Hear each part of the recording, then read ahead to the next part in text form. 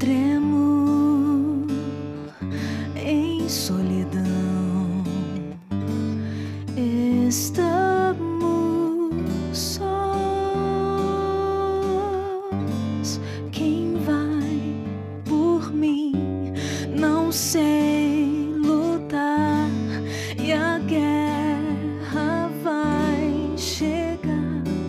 Se existe solução, não posso enxergar.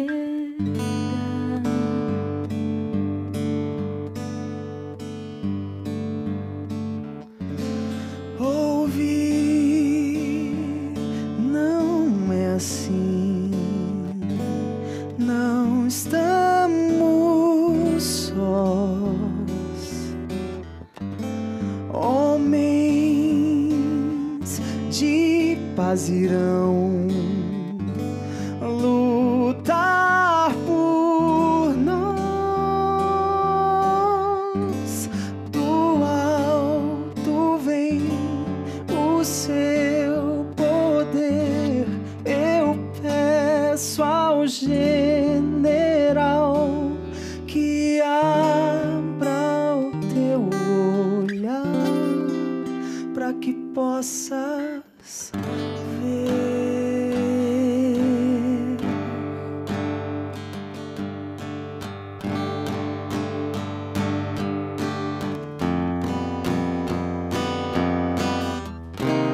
Quando olho para o alto, eu não estou só.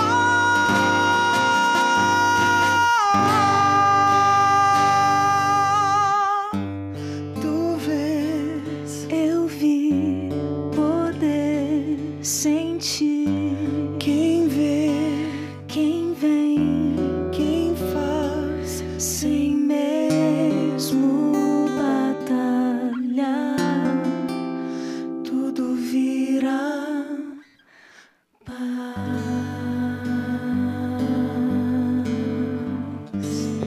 Que música linda! De quem é essa música? É do Estevão e do Jefté. Que tem sempre uma parceria, né? Eles sempre fazem compõem músicas juntas e sempre músicas lindas também. Um abraço para o Jefté e para o Estevão, que já estiveram aqui no Conexão, são os nossos parceiros também. E você pode participar e interagir conosco do nosso tema do dia, cristianismo e o bom humor. Qual a relação entre essas duas palavras? Tuita pra gente, participa no nosso Facebook também. Está aparecendo na sua tela, facebook.com/Conexão Jovem, facebook.com/Conexão Jovem Oficial.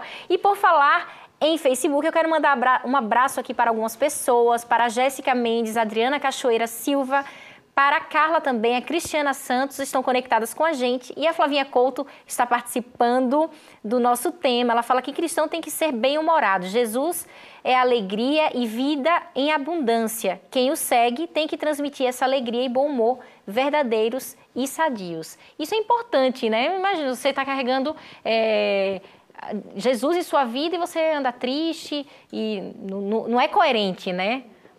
O coração alegre, né? Aformoseia o rosto. O cristão tem o dever de transmitir isso. Jesus não é só leis, não é só parte burocrática. Ele é sentimento também. E isso se faz através do humor. Sim. E agora eu quero saber como que surgiu esse projeto, né? Deus Plano B, como que surgiu? Na realidade, eu tinha um canal onde eu postava ali pregações, mas só que o canal não tinha uma audiência muito grande, porque o tempo é muito grande, às vezes o assunto só para quem interessava mesmo. E aí eu conversei com o Renato, na igreja dele ele é tido como o cara que faz vídeo, e eu na minha igreja era o cara que faz PowerPoint e palhaçada. Ele falou, pô, vamos juntar essas coisas e vamos fazer... E vamos fazer um vlog, porque ali o tempo é curto, a gente pode falar de coisas, comportamento, sexualidade, temas polêmicos e de uma forma bem descontraída. Porque às vezes você vai... que nem, por exemplo, o primeiro vídeo que nós fizemos foi falando sobre adultério. Adultério é um tema... pesado, causa denso, um incômodo, né? Puxa, às vezes o adúltero... Eu imagino o adúltero assistindo o vídeo, né? Então ele se sente um pouco incomodado. Mas a forma engraçada como nós produzimos esses vídeos falando de temas sérios, mas de uma maneira descontraída, é o diferencial. Foi daí essa ideia que nasceu, né? Você considera, Renato, um ministério? Sim, sim, um ministério. Esse vídeo que ele falou, o primeiro vídeo sobre adultério, teve até o tutor, nosso querido Leandro Quadros, ele assistiu, gostou e mandou vários conselhos pra gente, que a gente vem seguindo até agora. Aí, na sequência, o Jefferson Pilar também ficou parceiro, foi o segundo a curtir a fanpage, elogiando também esse vídeo, a questão do adultério. O Michelson depois também, quando falamos sobre evolucionismo. Então, você vê que vai atingindo vários segmentos diferentes, mas de uma forma engraçada. E a mensagem vai sendo levada também. Às vezes a gente tem uma ideia e alguns padrões, né, que a gente vai se acostumando. Não existe uma forma de pregar, né? Só. Então, várias você pode pregar pessoas vão ser várias alcançadas maneiras. de vários jeitos, né? Então não existe uma forma específica para que a mensagem seja pregada, né? Sem dúvida, sem sombra de dúvidas. E o humor nunca pode ser prioridade também, né? Ele deve ser um recurso disponível para você usar. Prioridade é enviar a mensagem. É a mensagem. Muito bom. Agora, Marcena, será que nós temos, às vezes, uma resistência na comunidade religiosa com a questão do humor por conta de uma carga histórica que o humor traz? Que, assim, geralmente para ser engraçado tem que ter pornografia, tem que falar mal dos outros. Será que essa já é uma carga que a gente traz histórica e cultural também? Eu acredito que sim, né? O nosso país, né, ele vem sendo influenciado por um tipo de humor que é um humor maldoso, né? De ver maldade, da risada do próximo, dos defeitos do próximo, da debilidade do próximo, né? Isso é muito comum, as pessoas arrumarem um jeito engraçado, mas de tirar sarro. E eu vejo o humor como não é para tirar sarro de alguma coisa, é uma forma de ver a vida do lado bom. Não é de que uma a gente forma mais leve, não é que a gente né? vai ficar tirando piada. Nossa, a gente está dentro da casa de Deus, o pastor está levando a palavra e eu vou fazer piadas com aquilo que ele está falando. Não é isso. O humor, na verdade, é ter uma vida alegre, é ver as coisas como uma forma de Deus trabalhar em nós, ver as nossas lutas como uma forma de Deus estar trabalhando no nosso caráter e ver o lado bom disso, ter uma vida de gratidão. Pelo menos eu ligo o humor a isso, a ser mais gratos por aquilo que nós temos, ver o lado bom disso. Fantástico. Né? Isso que ela está falando é perfeito, porque eu tive a oportunidade de assistir uma palestra de um psiquiatra agora, renomado, e ele fala que nós esperávamos para o início desse século uma geração de jovens mais felizes, e isso não aconteceu. E nós estamos diante de uma juventude que vive triste, conta ele, buscando...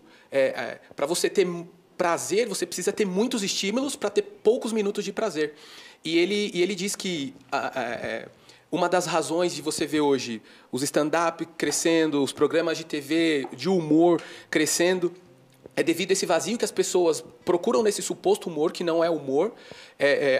Uma outra conversa também com a minha avó, olha isso, minha avó. Ela me ensinou duas palavras, falando em relação a esse tema, você comentou agora, humor e chocarrice, que há duas diferenças, são palavras opostas, e ela me ensinou isso. Ela falou, olha, humor é um estado mental que reflete aquilo que vai dentro de você, coisas boas que você quer colocar, aquilo que você pegou, você não vai ofender ninguém com isso, diferente da chocarrice, que ela produz respostas rápidas, zombarias elaboradas para você ofender, usar... O próximo, desmoralizar o próximo, né? Denegrir, então, né? talvez daí essa oposição que nós temos hoje na igreja. Porque o que nós vemos hoje, 98%, vamos exagerar assim um pouquinho, né? 98% do que a gente consome de humor, não é humor, é chocarrice, você está ofendendo, você está machucando. O bom humor é diferente, ele produz o remédio da alma, né? Como diz Salomão. Isso acontece com várias coisas, assim, no cristianismo. Várias coisas que foram, acho que, deturpadas, entendeu? Através do pecado e através do tudo, que isso acontece com várias coisas que vêm de Deus, mas que acabou que deturpou tabu, né? totalmente, e agora a gente acha que isso é errado. Não, isso não é errado. Entendeu? A forma isso não é como errado. está sendo feita. Exatamente, não é que foi totalmente deturpado, mas a essência daquilo ali não tem nada de errado, entendeu? Então, às vezes, a gente acaba tipo, não, isso aqui não pode, isso aqui não pode, isso aqui não pode, isso aqui não pode. Não é que isso não pode.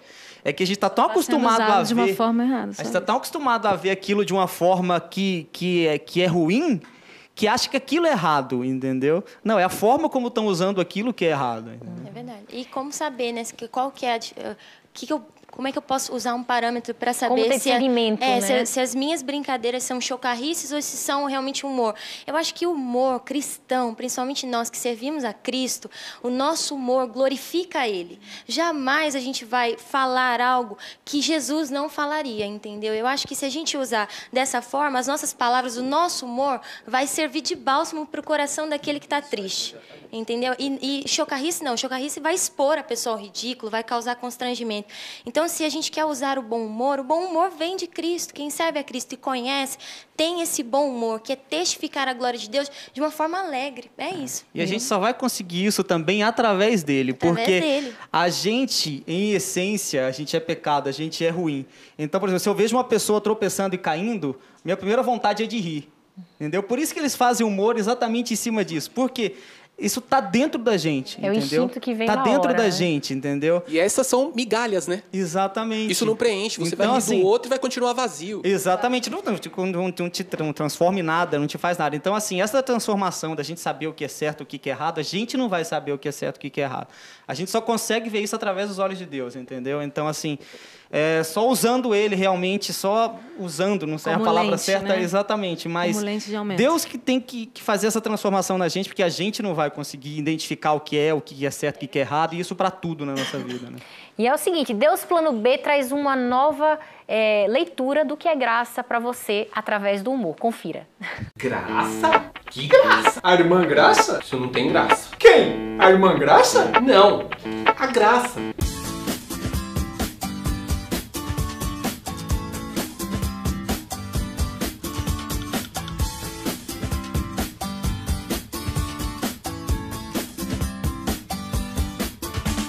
Toda igreja tem uma irmã que se chama Graça. A minha não. Pois é, os cristãos hoje vivem um período chamado Graça. Hoje estamos debaixo da graça. Da irmã Graça? Não, do período chamado graça. Mas o que é graça? Graça nada mais é do que um favor imerecido. Carinho, quando você merecia.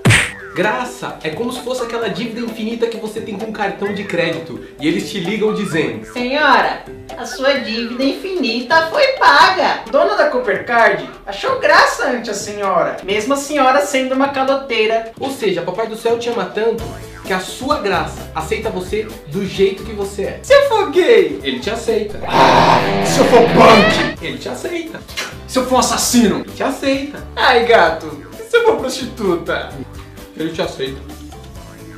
se eu for um maníaco, Ele te aceita. e se for um crente mentiroso, fofoqueiro, ladrão, hipócrita, violento, boca suja, adúltero, fornicador, sem amor? Sim, Ele te aceita. Estamos no tempo da graça.